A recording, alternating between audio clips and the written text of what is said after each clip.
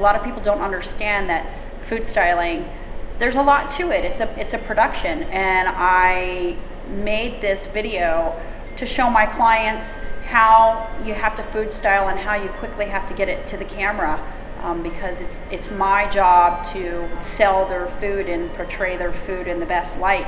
I think a lot of people think that you can just pick up a camera really quickly and just point and shoot, and it's really a production.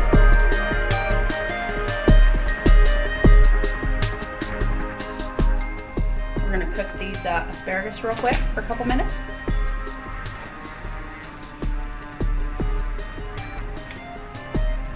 Basically, we're just gonna cook 5 or 6 of them. Just kind of flash cook them. And then we're gonna let them sit in some cold water so that they stay bright. So keep them bright and as pretty and alive looking as possible. When somebody walks into your restaurant, I want them to look at the picture and not the price tag. I want them to look at the picture and go, that's what I'm ordering, without worrying about what the cost is. I actually think we're going to use the smaller steak because it looks a little prettier than this one because of this cut right here. So I work with a lot of chefs and a lot of small businesses to help increase their revenue. I stuck this potato in the microwave for about 3 minutes because I just want to get the skin to look like it's been cooked. So the inside of this is definitely still hard as a rock. But what we're going to do is we're going to take and we're going to cut kind of a football shape just right out of the top of this potato. It's very, very hot.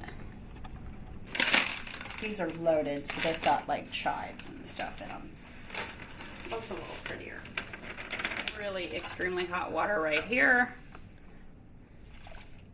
It's already starting to look like mashed potatoes. I have a passion for the food, I have a passion for the photography, and I thought, you know what, let's put it together. And I just wanted to create my own job. With a down economy and everybody getting laid off and all that, you know, it's time to create your own job and reinvent yourself. And for me, it's working. Wow. We've had the skillet on high, and we're just gonna sear this for just a couple minutes.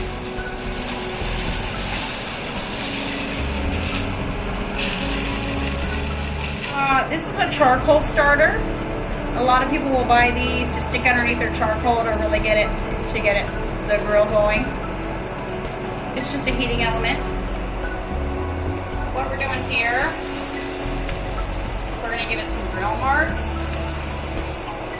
If you're gonna throw it back on a grill grate to actually shoot it, you need to make sure that you're looking at your grill grate marks and the width of your grill grate marks and make these the same width as the grill grate that you're gonna put it right back onto to shoot.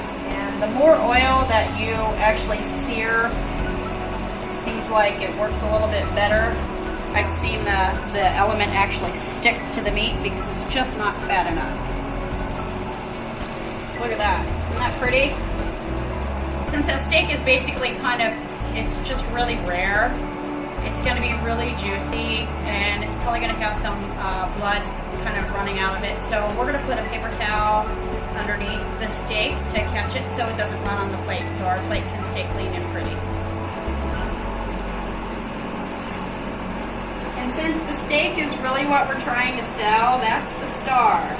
So that needs to be more up front in front of the plate. And we're just going to position this enough so that we can make sure we're not seeing the paper towel. And then we're going to take and kind of wipe the plate off a little bit here. How about the definition of a foodtographer? It's kind of a word that I've seen it a couple times, but I actually put a definition to it. So it's a photographer with a passion for food. It'll be in Webster's dictionary soon, don't worry. So we're going to carefully place some asparagus here.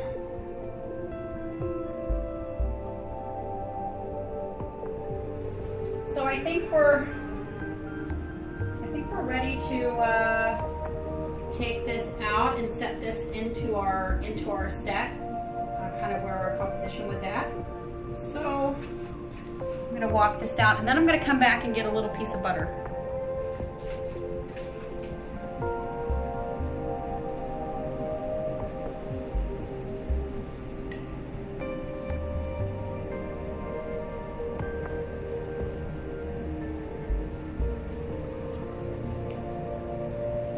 Kind of take a look in the camera here. A little dark on this edge. Here, let me see how we're dark here. We've got great lighting through here, but I need to brighten this up. So the way that I'm going to do that is with mirrors and foil cards.